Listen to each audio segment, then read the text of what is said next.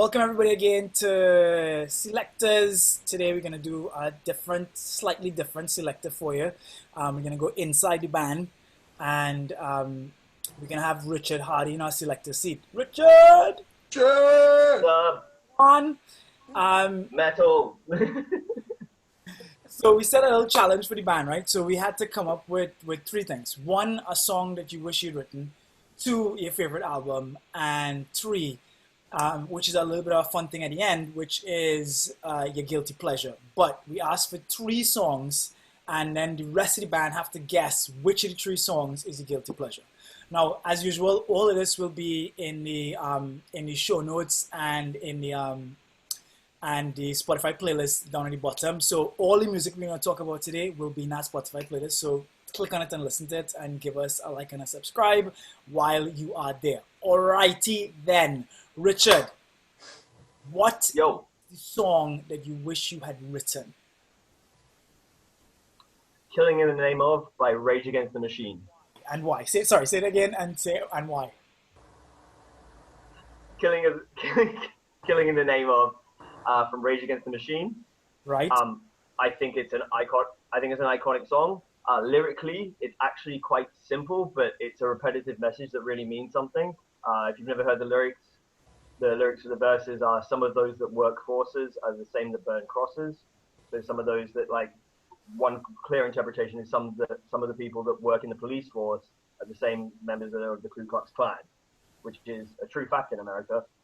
And there's even a meme going around during the Black Lives Movement of the lead singer, and it was like, when the lead singer of Rage Against the Machine realizes it took you 20 years to remember that some of those that work forces are the same that burn crosses, and he's just like, yeah.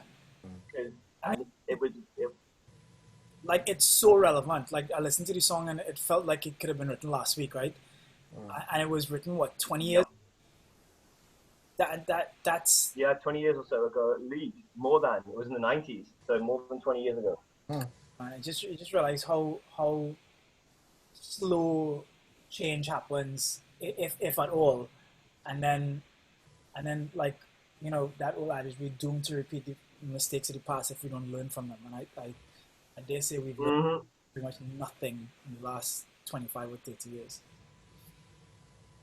Tell us about the bass line. It's... okay. So the bass line, pretty much apart from the beginning, one of the things I really like about the song, people think it's a simple song, but it starts off with at least 3 riffs before the song starts. It's like, jan, jan, just a nice jan, jan, and it goes, and it goes kind of funky. They go to a rock version of that, and then they hit the groove.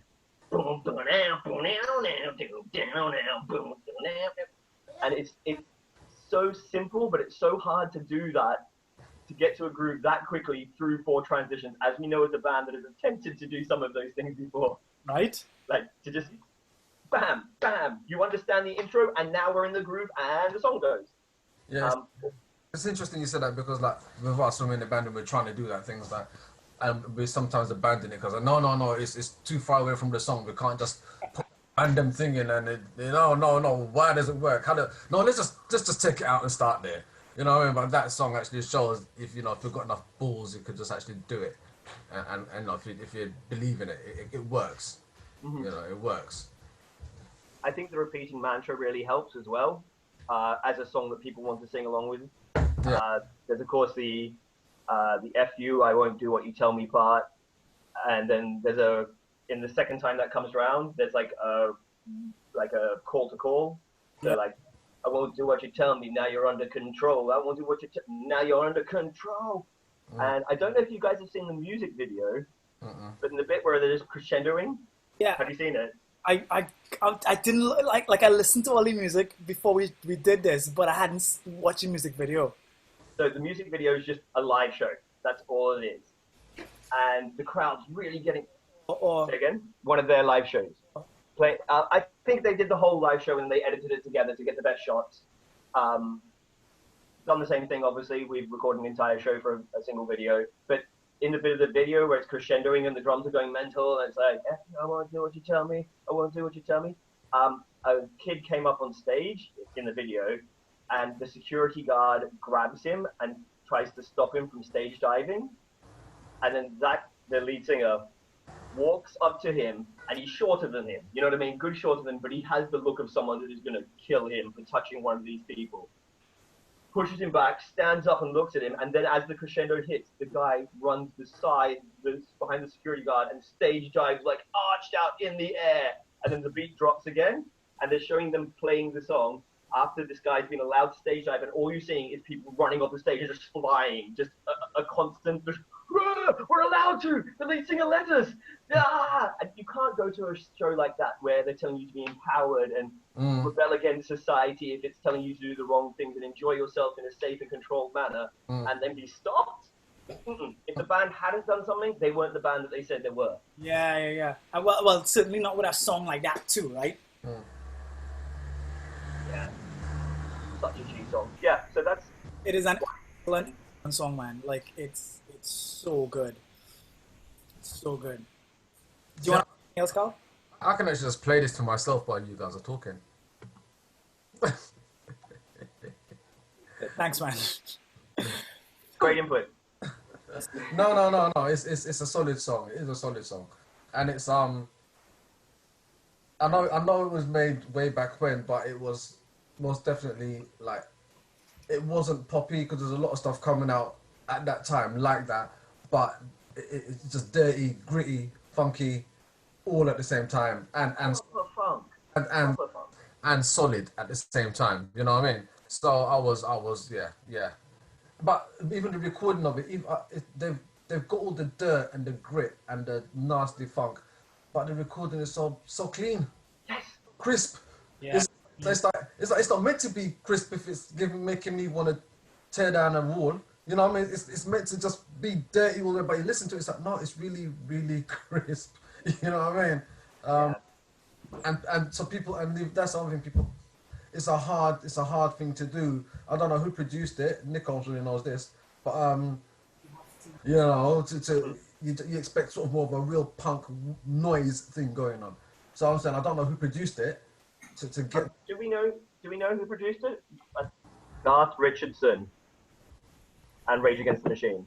Yeah. He's done Alice Hooper, The Guess Who, Badfinger, Poco, Red Hot Chili Peppers, Nickelback, Motley Crue, Kitty, Rage Against the Machine, Mudvayne makes sense, the Melvin Shire, and he has a school in Vancouver. Good job, him. All right, should we move on to the album? Yeah.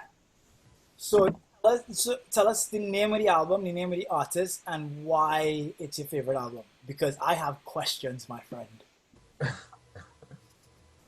Well, the name of the album is Lateralis, which could be either from thinking laterally or relating to the lataris muscle, spelled with an IS, and the name of the band is Troupe. And their name is supposed Where is the lataris muscle? I don't know. And I'm not going to lie about anything about Tool because they've got too much about them. They've got way too much about them to say that I could know everything. Okay. It's particularly my favorite album because it's an album when I was coming of age and getting into music. And it's informed a lot of how I perceive you can write music and do music and see an album and make it conceptual, but not like it's very many layered. The front cover, the actual insert for the pull out the book, it's a picture of someone like this, and then you take away it's all see-through, like overhead projector paper around them, but then you take that one layer away and then you see all their muscles, then you take that one away and you see all their veins, then you take that one away and you see all the chakra, and then you take that one and you just see them as spirals firing out of energy. So all those themes recur and come through it, and like even on the back page there's like the 10th part of the Sephiroth. I had to look at my notes. I mean, all right, let's talk about the music for a second, right? And then we'll come to all the other conceptual stuff about the album. The one thing that I don't know Tool very well. I think I may have heard like a couple of songs from them, but the thing that really surprised me about the album was how good it is. Like the musicianship and the the arrangements and the production are just off the scale. It's just so good. It's so beautifully made. It's such a beautifully made thing. And then the other thing about it is I was really surprised at how Celtic it sounds. Yeah. Like, and yeah, I know that. it sounds like a lot of it is like lots of chants and lots of like old tribal Celtic chanting and song structure and stuff like that. Was that conscious from them, you think, or like what was the vibe there? Danny Carey, their drummer, the one that brings a lot of the sounds in, is very much into like astrology and stuff. His drum kit has the hi-hat in the middle, and he always talks about like everything is set out and is based on his astrological symbol that he had done for him, and he likes to have those. It's a very, what do you call it? Progressive rock kind of idea, like from the 70s, of how to explore the drum kit, but he's incorporating things that he's found in his life, because he used to actually hang out with Rage Against the Machine too. Like, they all used to hang out as crew together. In fact, the lead singer from Tool's on the Rage album that song's from, in the Rage song. But yeah, I think they consciously did it, but I think one of the reasons that they may have consciously done it is because there's a recurring theme of the Fibonacci sequence throughout the album. Yep. And if you reorder the tracks into the Fibonacci sequence order and play it, then each of the noise tracks aren't three together, they're interspersed and they crescendo into the next track. Say that again? If you take the album and reorder it into the Fibonacci sequence, Yeah. And that's where the numbers would go. Release it like that, so the 13th track is in the middle and then it flows from either side. Yeah. Yeah. Which is amazing, right? But say that again, the noise tracks. What are the noise tracks? Noise track. You know how there's a bunch of noise tracks, like 3 of them at the end? Disposition, Triad, and Voice of Fate, Dios. Yeah. If you take them and when you reorder the album, they get put in between songs and they work as bridges between the songs. But that's why I think the noises were conscious. Does it work? Do the noises work in the original format of the album? No. Everyone said that it felt janky, that heard the album when it first came out, and somebody postulated this idea. It's on YouTube. You can find it's like called the golden version of the album or something. Listen to it. They re-released it and put it in the Fibonacci order. Did they? I don't know. I read it. They re-released all the tracks. They re-released the album with all the tracks in the Fibonacci order, so everything adds up to I think it's 9 or 7 or whatever it is. When you do it, and the noises do that too. So everything is the Fibonacci sequence as it goes along. Clearly, like they had that in mind from the beginning. Like they were writing the album with that in mind. Me and Carl was talking about this yesterday, and it's like, in terms of the musicianship and what people are playing and how they're going about it and what they're doing, it's like everything is built to add up to that sequence and add up to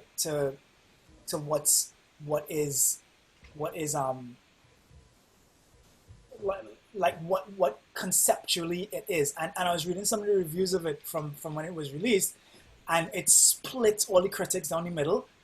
Like some of them loved it, and then a bunch of other people was like, this is just nonsense. Like they have lost their mind, they've gone in a completely different direction, and we can't listen to it. Like it's noise, it doesn't make any sense. It like, and they were calling it like over dramatic and bombastic for no reason and stuff like that.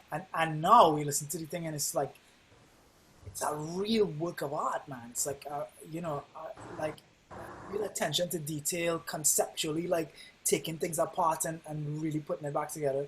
It's a wicked piece of work. Yeah, because we're talking about how do you even begin such a thing? It isn't the kind of thing you can actually jam out in a room.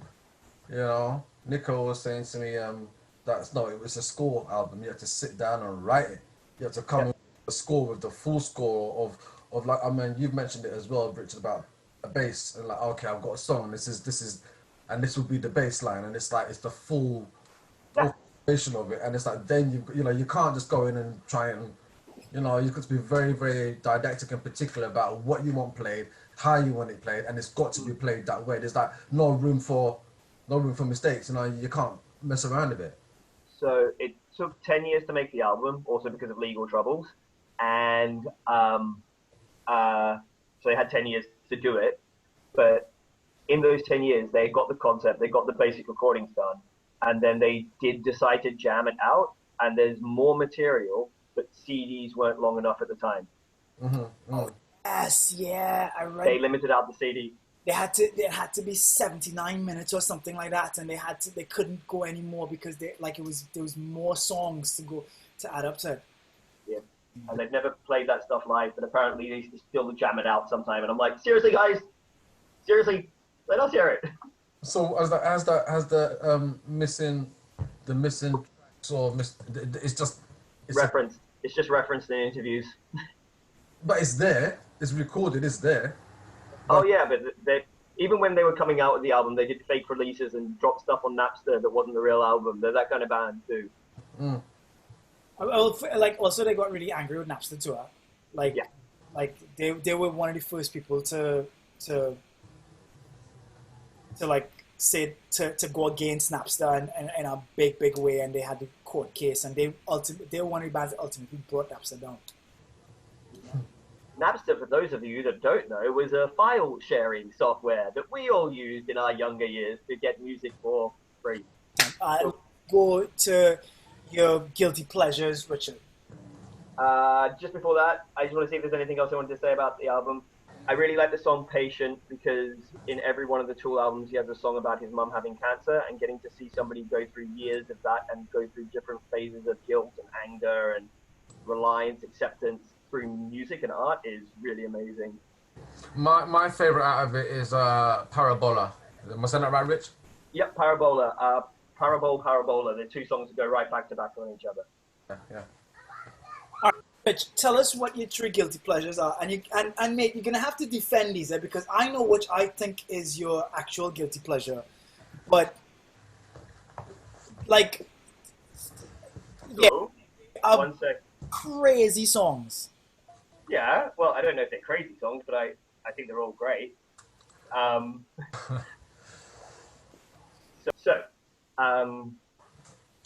Three songs, one of them potentially my guilty pleasure.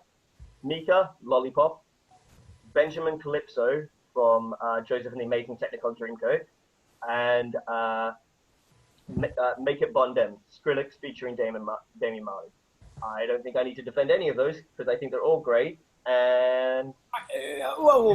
no, I'm going to go into why I like them. Okay, yeah, go on. Mika Lollipop is a classic, in my opinion, pop song. It is pop perfection. Got some little bit of thing coming in. Who's that? Oh yes, Mr. Whistler. What will we do today? And I just like the whole sucking so hard on my lollipop, love's gonna get you down. Say love, say love, say love, say love, say love's gonna get you down. It's a tune. I have played it and washed dishes and danced around. I don't think anyone was surprised when he came out gay after that song. Yeah, the media didn't swoop in. No one interviewed him about it. Everyone's like, yeah. Why do you even have to come out as gay? Well, that's the thing people do. People are gonna come out and be heterosexual. What for? Because before he maybe his family and friends didn't know, and it's something that he wanted them to know about. And then if you're in the public eye, you better just do it in the public eye. Oh, whatever. He hates identity politics. Go on. Yeah. The next one is Benjamin Calypso.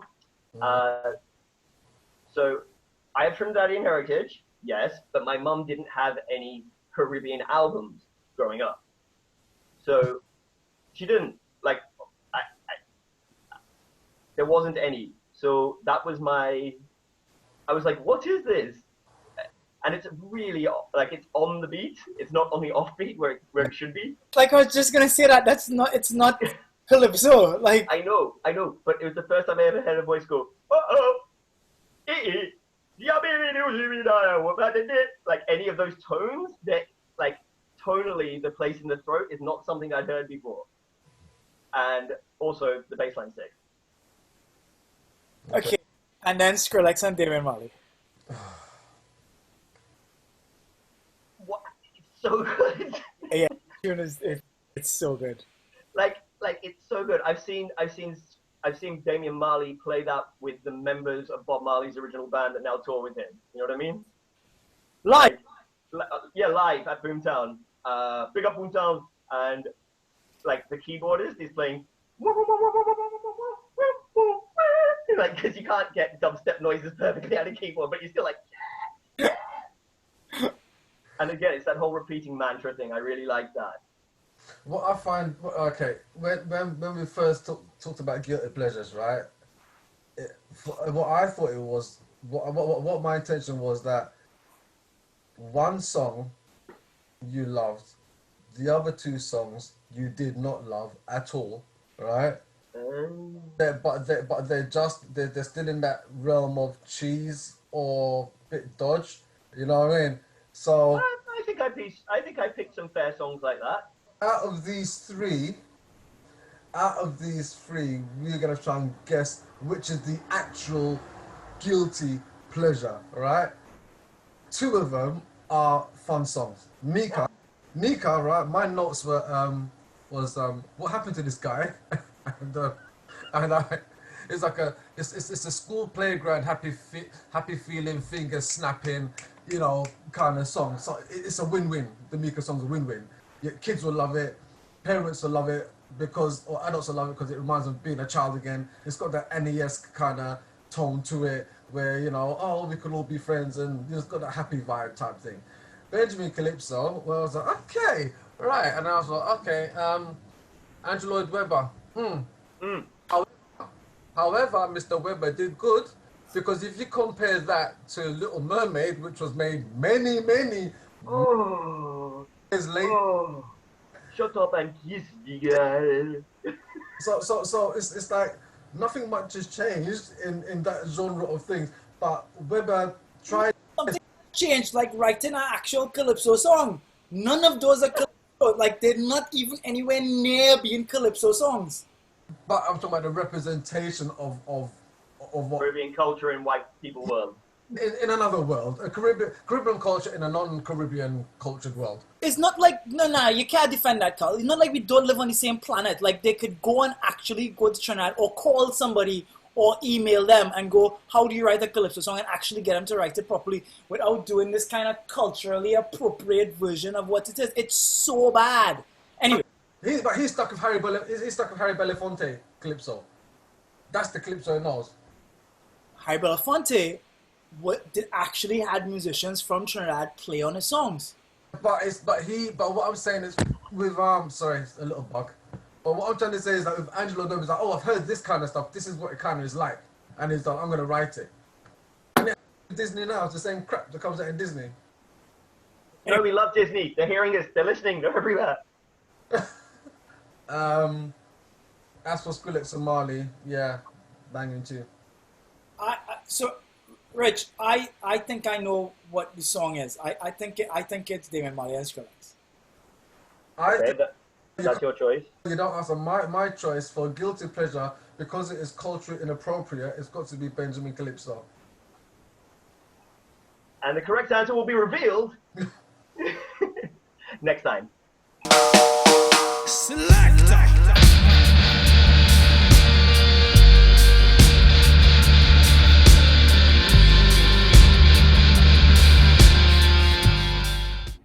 Rich and Nico in the morning. Like, share, and subscribe to all our videos. And if Buy our shit stuff. He's gonna keep laughing. But seriously, like, share, and subscribe. Thank you so much, guys. Come again next week, Tuesday. peace.